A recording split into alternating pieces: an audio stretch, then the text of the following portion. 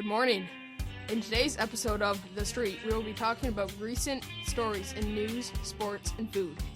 In the news section of the podcast, we will be talking about how a girl in Mississippi was burned to her death. In sports, we will be giving the recent updates on the National Football League playoffs that the controversial call knocked the Cowboys out of the playoffs. In the recent food world, we will be talking about obesity in America, and we will be interviewing AHS students Tyler Mansell, Zach Herrings, and Trevor Newton about school lunches.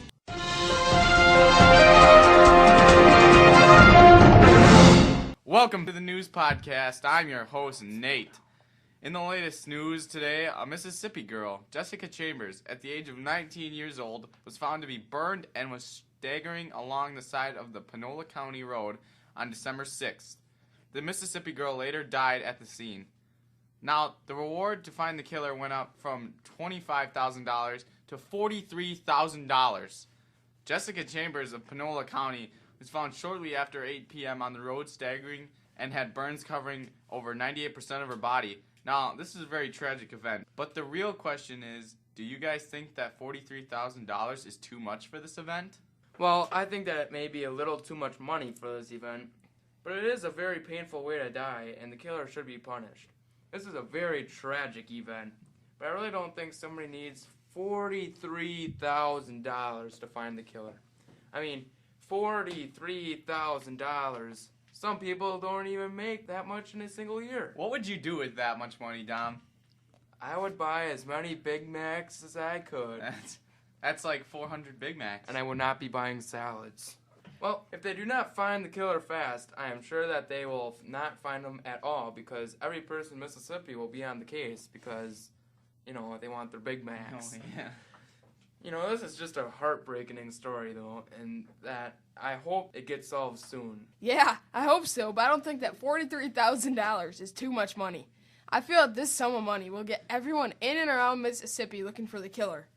I also think that getting the news out there to people will shorten the time it takes to find the killer, and research shows that you are more likely to find the killer within the first 48 hours, and after that time, your chances slowly decrease. I don't think that they're going to find him.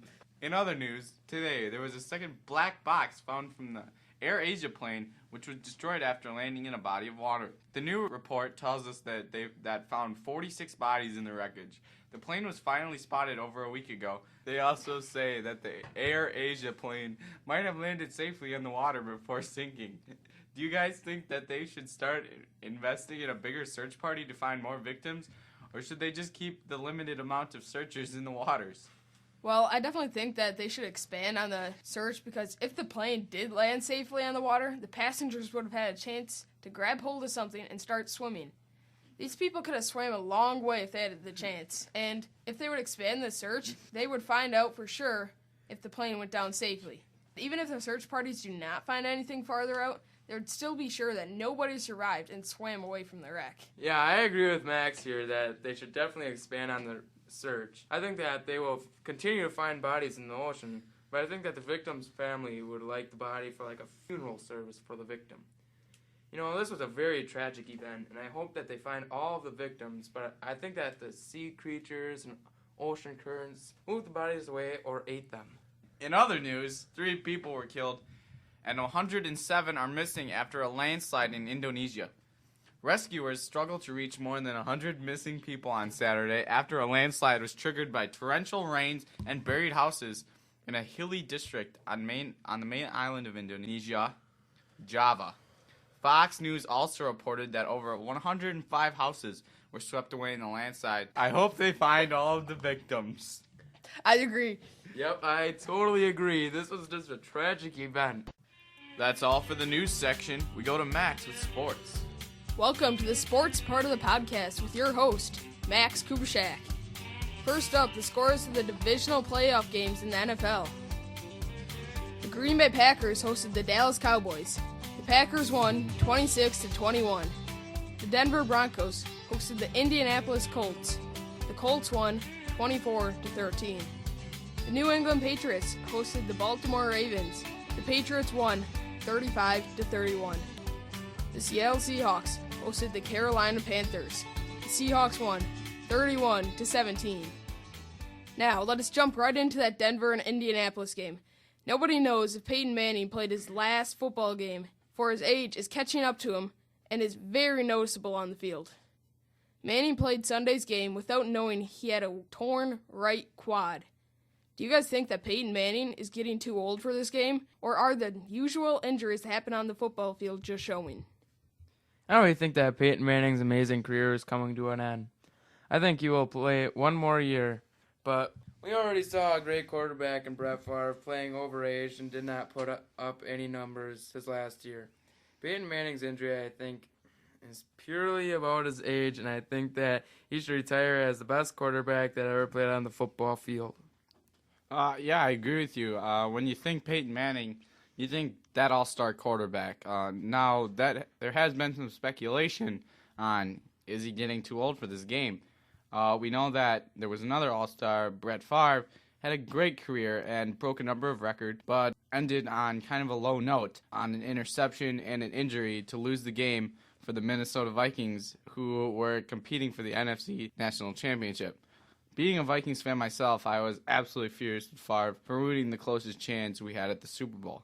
He is now hated by most Viking fans and sometimes even the league itself, and I hope Peyton does not have the same fate. Yeah, that would really stink. But now let's talk about the Packer-Cowboys game. On the first drive, the Packers scored a touchdown with a point after to make the game 7-0. Later in the first quarter, the Cowboys scored on a Packers fumble, making the game 7-7. In the second quarter, the Cowboys took the lead again with a touchdown, making the score 14-7 Cowboys. Later, in the second quarter, the Packers kicked a field goal right before the half to make the score 14-10 going into half. Early in the third quarter, the Packers kicked another field goal to make the score 14-13 Cowboys. With 14-12 left in the third quarter, the Cowboys scored another touchdown, making the score 21-13. Late in the third quarter, the Packers scored a touchdown, making the score 21-20 Cowboys. A Packers touchdown with a failed two-point conversion in the early fourth quarter made the score 26-21 Packers. Mid-fourth quarter, the Cowboys went for it on fourth down and threw a deep pass to Dez Bryant, who landed on the 1-yard line.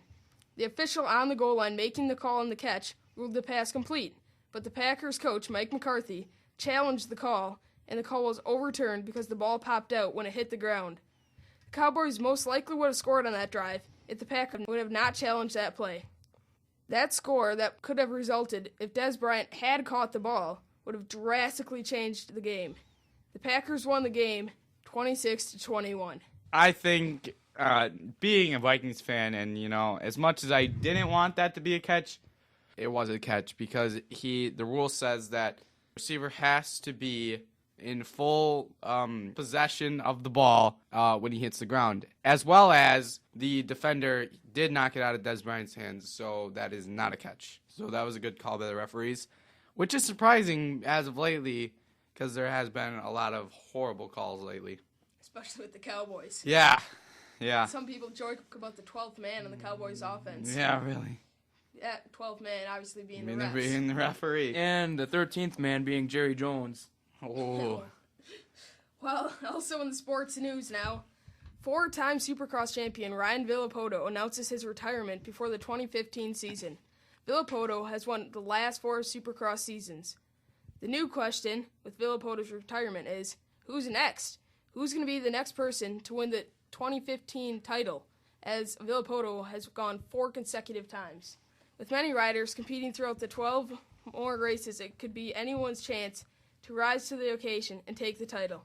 With Suzuki's Ken Roczen taking the first race in Anaheim and Eli Tomac taking the second race in Phoenix, it is still anyone's title. What are your predictions? With Villopoto retiring, fans will surely have a new Supercross champion, and my prediction to win the title is Ryan Dungey. Dungey was a great competitor in the motocross this year, taking second behind Ken Roczen.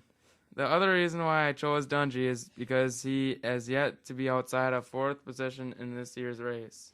Yeah, I agree. He's been having great races and staying near the top. He will be a great title contender, but I think that Ken Roczen will take this title.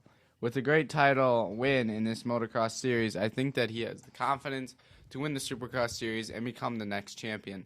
Roxton also has a great start to the season with the first place and second place on the year. Yeah, I'll have to agree with both of you on your rider picks doing very well, but I think I'm going to have to go with Eli Tomac. Tomac was the fastest qualifier in both the races so far, but was only able to pull out one race win in Phoenix. Thanks for listening to sports. I'm your host, Max Kubershak. Now we go to Food Talk with Dom. On this segment of the podcast today, we will be picking up where we left off last week.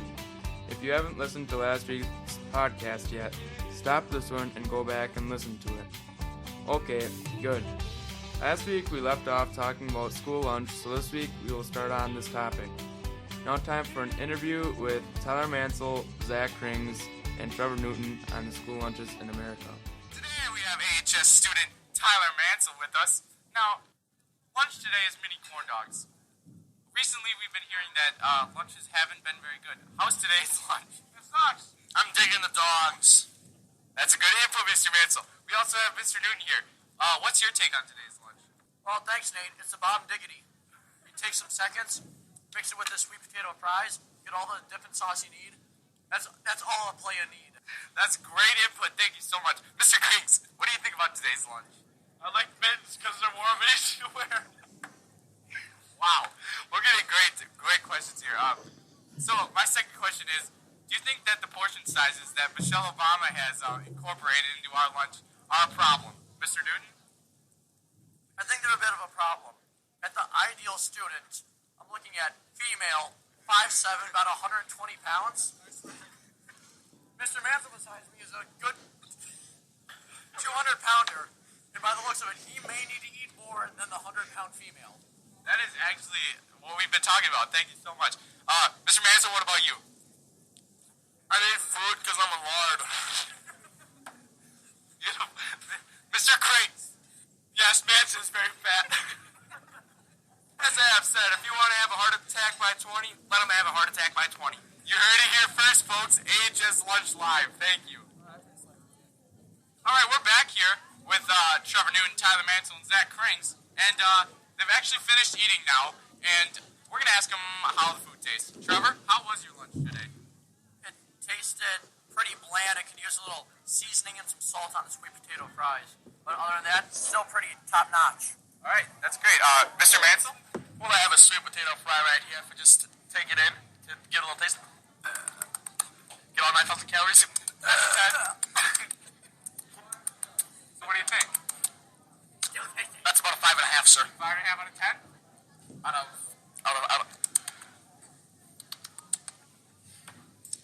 Mr. Mansell, can you hurry up this process? I would have say 10. 5.5 out of 10. 5 out of 10, okay. Mr. Krings, what do you think? These fries are as dry as the Serbian desert in the high noon. It all started back when I was 10 years old. I was walking a dusty trail. I forgot the story. That's all I got for today. Beautiful input from these students. Thanks, boys. Have a nice day. That's all for the morning announcements. Thanks for joining, and see you next week.